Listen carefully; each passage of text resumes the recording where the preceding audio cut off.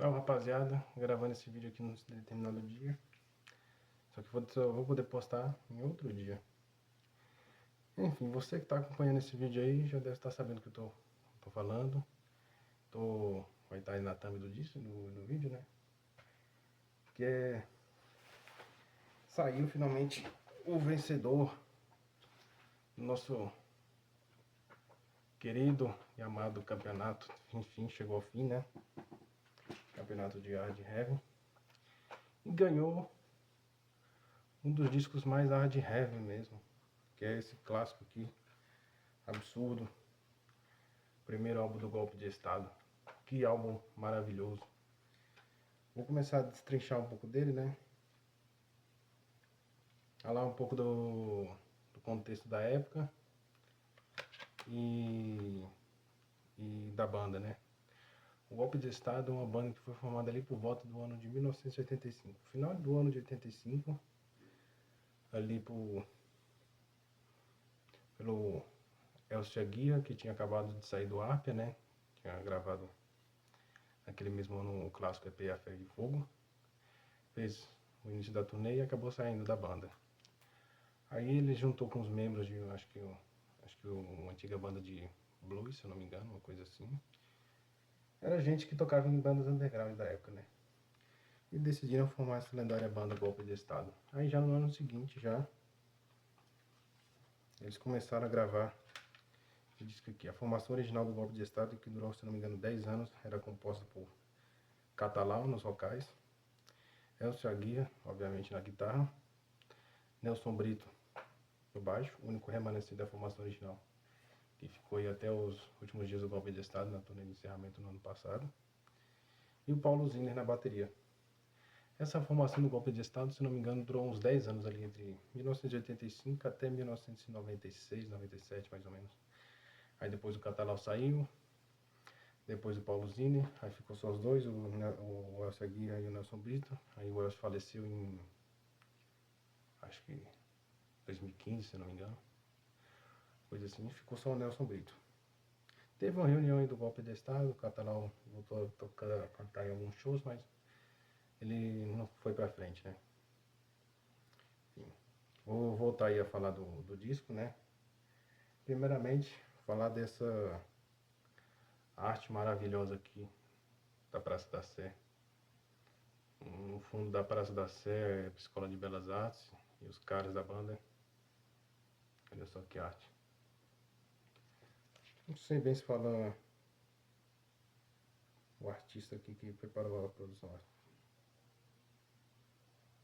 Chico Guerreiro. A arte do Chico Guerreiro. Muito bonita. Os tons de azul. Se não me engano, na capa do vinil o azul é mais escuro do que esse azul aqui. A lua amarelada. E aqui também tem uma arte bonita aqui. Já no amanhecer, os caras sumiram. Deixaram as roupas. Voltaram pra casa pelados. Brincadeira, viu?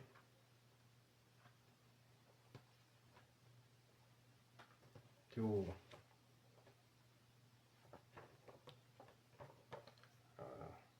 as letras, né, todas as letras. Todas as composições de membros da banda. A maioria das composições foram feitas pelo Catalão e pelo Elcio Aguirre. Tem algumas que são parceria deles, né? Como para conferir, Catalão e Nelson Brito. Underground, que é uma das minhas preferidas, que é de todos eles, né? Enfim, todas as músicas foram compostas por eles. Eu ver aqui, gravadas em 16 canais, abril e maio de 86, produção Luiz Carlos Calanca, né, que da Baratos Afins, a gravadora desse disco é Baratos Afins, né? Técnico de gravação Nico Blois, enfim, as faixas tracks aqui. Tem uma mensagem aqui também. O golpe de Estado não é a subversão da ordem constitucional, é um golpe nos estados de espírito depressivo nas pessoas acomodadas e no conformismo que nunca é compatível com o espírito do verdadeiro rock. Bom demais. Recado dado. Agora bora aqui bora ao caldo grosso do vídeo. Destrinchar as músicas desse disco. A capa traseira aí, né, os membros. O disco abre com Society, que é uma grande faixa, né? Tem uns riffs de guitarra ali meio distonantes, que lembram um pouco Whitesnake, né? Ali no começo da carreira, né? Enfim, e vai seguindo. É uma música assim meio... Pra mim é uma faixa um pouco arrastada. Acho que se ela fosse um pouco mais curta, acho que seria melhor, na minha opinião, né? Enfim, mas é uma boa faixa. Eu acho uma música legal. Pra conferir, que é um hino que homenageia outros hinos do rock, né? Tanto do rock nacional quanto acho que do rock internacional também, vou falar de algumas, né? Fala que cita Cazuza, cita Barão Vermelho, Raul Seixas, eu acho também os Paralamas do Sucesso, enfim. É uma homenagem ao rock nacional, né? Enfim. E uma das minhas faixas preferidas, Underground, né? Que é um hino de como era a sociedade underground na época, né? Amplificador no pau. Não toca baião nem shot, mas rolar rock and roll. Era meio que uma sátira da época, né? Porque o que tocava de forró nas casas de shows naquela época em São Paulo era uma coisa doidada, era uma febre, né? Ainda toca muito forró hoje em São Paulo, né? Mas naquela época ali era uma febre mesmo. E também essa música, a guitarra dela tem uma vibe muito boa, não é pesada, é uma guitarra assim, embelezada, né? Tem uns riffs ponderados, a bateria cadenciada, o baixo vibrante também, o vocal do Catalão também é uma coisa assim muito boa. O vocal dele não é aquela coisa assim, minha nossa, que vocalista maravilhoso, mas é um cara assim que tem seu diferencial, né? Enfim. E continuando, Libertação Feminina, que eu até hoje não entendo o título dessa música, que eu não vejo nada assim que na música, a letra da música que condiz com... Acho que isso aqui é só para ser uma sátira mesmo, esse título. Que eu não vejo nenhum... Acho que o máximo é quando ele chega lá na parte do motel, né?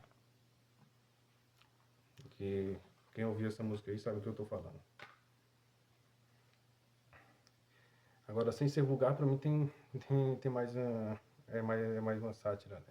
Tem mais uma coisa a ver do que com libertação feminina do que a própria libertação feminina, né?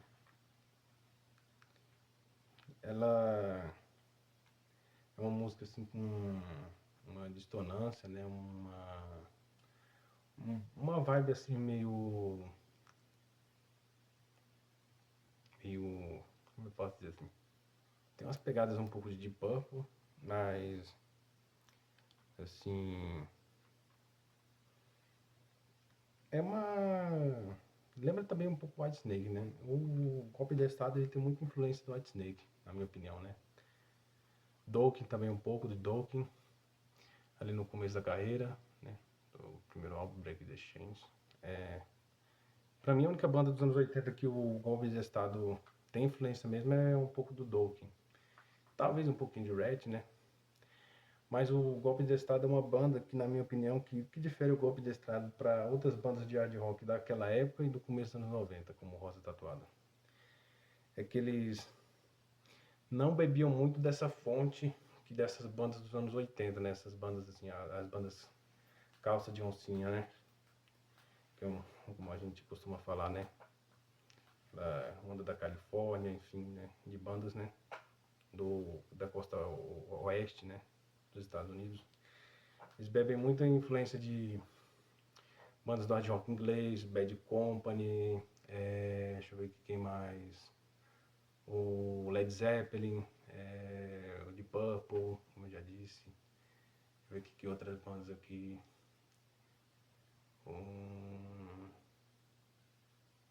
Uriah Heep no começo também. Apesar de que Uriah Heep no começo era um pouco pesado. pesado, né? Mas tem as influências de Uriah Heep, Alice Cooper também. Aí, pra mim, a principal diferença do golpe de estado das bandas da época é essa influência mais setentista aqui, na minha opinião, que eles têm, principalmente nesse primeiro disco aqui, nos posteriores. Apesar de que pra mim não daria pra colocar o golpe de estado nessas bandas de hard rock pastiche, né?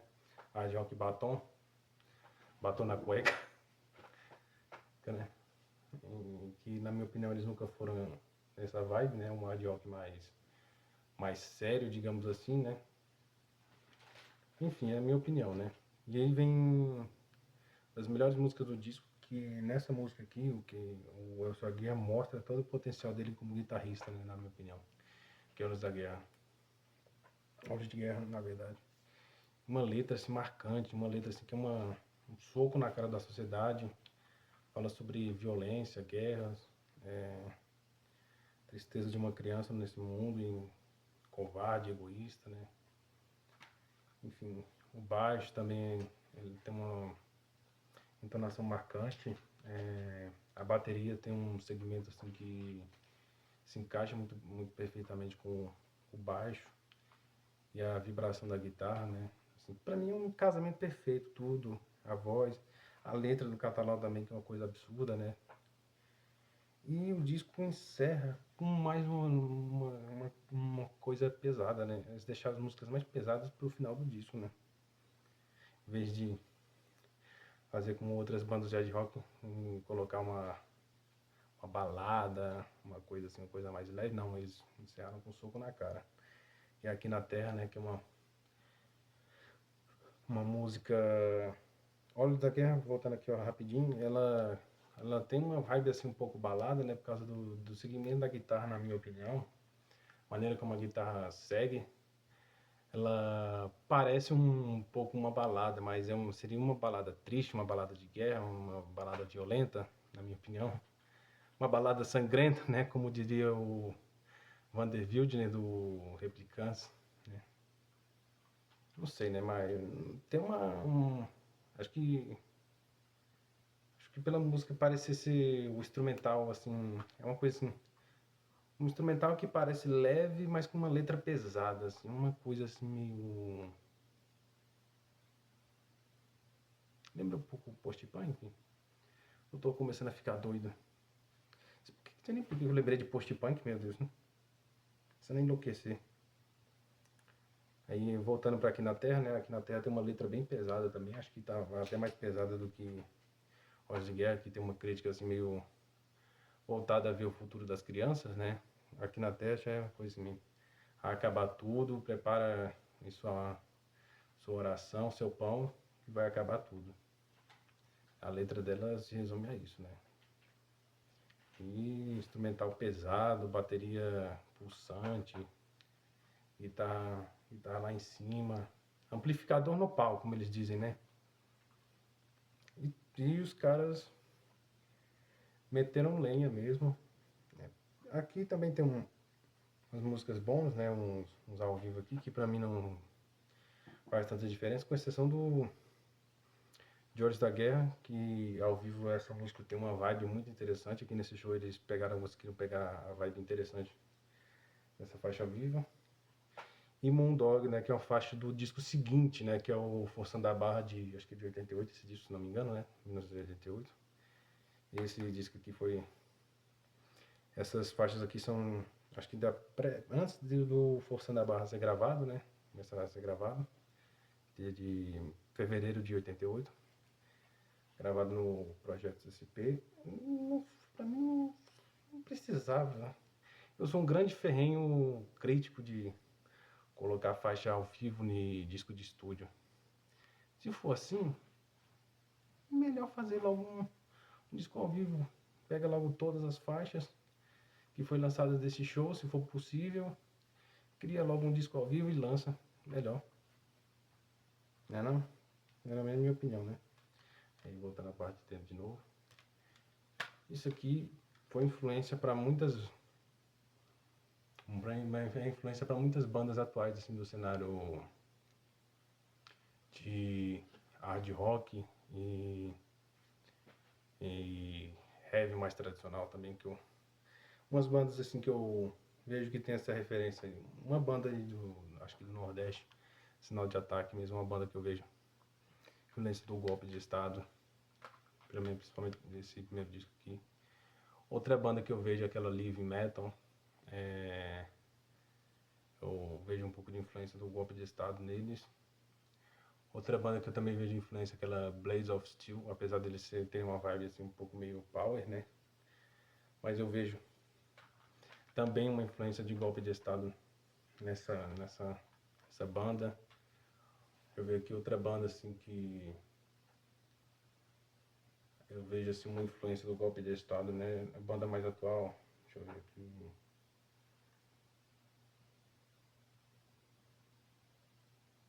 Aquela banda finlandesa que canta em português, Força Macabra. Eles têm influência de praticamente todo metal e hard rock brasileiro, né? Inclusive acho que tem influência de golpe de Estado, com certeza. Enfim, agradecer quem ficou aí até agora. Eu não faço aquelas destrincheiras maravilhosas que nosso amigo Ale Metal Pesado faz, né? Alexandre, eu deixar um abraço aqui pra ele. Ele foi o pioneiro nessas ideias de fazer campeonato desse estilo, né? Não sei se lá fora tem isso, né? Mas pelo menos aqui no Brasil ele é o pioneiro, né? Deixar um grande abraço aí para Alexandre. Beijo do gordo. E também agradecer o pessoal que ficou no canal, né? Votou, acompanhou as votações, votou certinho. Deixou seu like, compartilhou. Se não compartilhou, tudo bem, né? Obrigado, não. Pelo menos deixa um like. Se não quiser deixar um like, pelo menos visualiza o vídeo até o fim, né? Enfim. E ajuda bastante o canal, né? Enfim, agradecer quem ficou aí até agora. Fica com Deus, com o diabo, se acreditar.